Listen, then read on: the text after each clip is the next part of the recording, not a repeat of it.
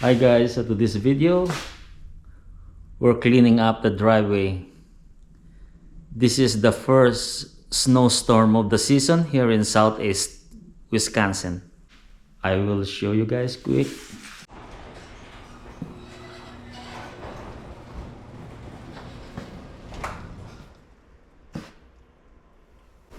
It's a lot of snow.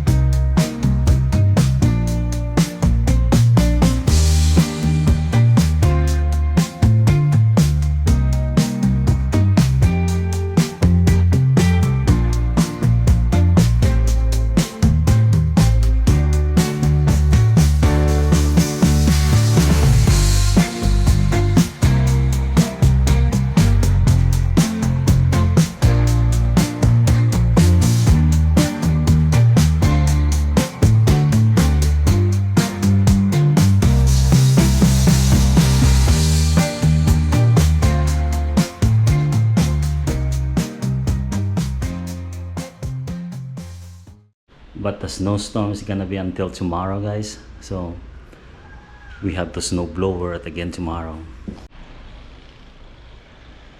This is how it goes here in Southeast Wisconsin during snowstorm.